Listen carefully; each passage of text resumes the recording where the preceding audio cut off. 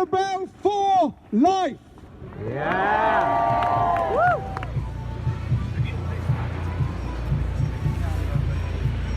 Simon here in London at the Extinction Rebellion protests. Currently sat on the road by a couple of tents on Millbank, which is just down from the Houses of Parliament. It's 1:30 in the afternoon on Monday, the first day of the International Rebellion. It's been a bit of a constant battle all day today, with police presence very, very heavy. And since the very start of the day when we took over the road around 9 a.m, police have been taking down tents, gazebos, taking our food supplies, basically trying to take all of our kind of infrastructure, and a lot of that they've then taken away.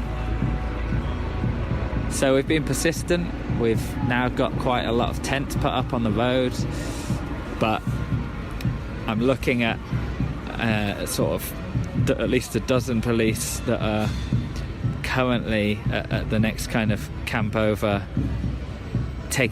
making people take down tents, and it's a bit of a sort of cat and mouse game that we're playing all day today. On our site, which is one of 12 here in London, probably seen 6 or 7 arrests. There's been apparently over 130 already today here in London, according to some media sites. So spirits are still pretty high. We've been dancing and singing and playing music, and police have been pretty friendly, so we're all in pretty good spirits. We're hoping to be here for 2 weeks, but we're going to have to wait and see what happens. So we'll keep at it, and we'll send some more reports in over the next few days. And good luck to all the other rebels out there around the world. Keep it up. Thanks very much. Because the window is closing, we are the only ones who can do this. We can't wait for anyone else to act. And there is no benign authority that will act on our behalf. For 34 years now, I've been an environmental journalist and activist. And throughout that time, no good thing has come out of those buildings. There has never once been a moment at which they, our supposed representatives, decided to take action commensurate with the challenges we face. Because they, like most of us, if we're to be honest, are locked inside the earth-destroying system. It reproduces itself in our minds. We think we are clear of it. We think we are free of this all-pervasive ideology, which doesn't even call itself an ideology, which is consumerism. But consumerism is the plastic soup in which we swim. It is everywhere. It is out there, and it is in here. And it infects the minds, the hearts, and the souls of everyone it bites. It is a vampire system, and it sustains its life today by sucking the life from the future. Capitalism and consumerism, these are pyramid schemes in 2 senses of the word. Their apparent health today is dependent on unsupportable debts extracted from the future, like any financial pyramid scheme. And a great deal of it amounts to the very rich building giant mausoleums to themselves. But none of us can claim to be completely free of it because of its intrusive and pervasive power. So what Extinction Rebellion is a rebellion not just against the powers out there, not just against the corporations and the oligarchs who have done so much to push us towards extinction, but it's a rebellion against what they have done to our own minds. We have to unlearn as much as we have to learn. We have to shed from our souls this toxic burden of waste.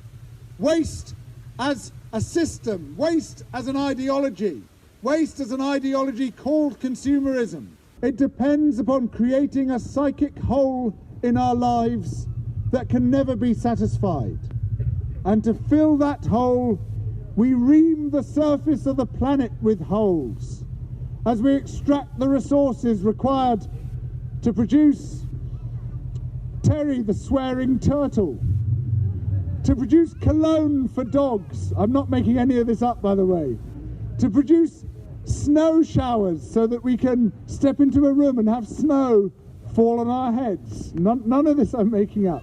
Self-lacing trainers, self-folding socks, and the example which really encapsulates the whole, the self-driving dustbin, which, ladies and gentlemen, is what we are in. It is one gigantic self-driving dustbin. All these are real things. This surreal system which has been created to hook us, to draw us in, to create a psychic hunger that can never be satisfied. We revolt against that system.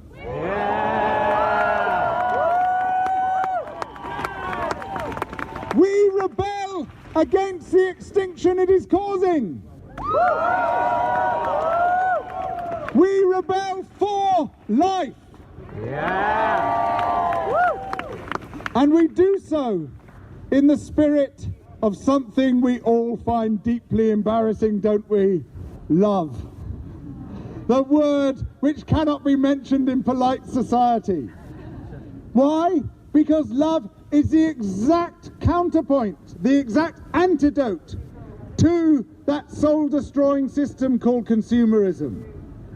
If we love each other, if we love this beautiful world which we are privileged enough to grow up into, if we love the better people we can become, we cannot embrace the system that surrounds us.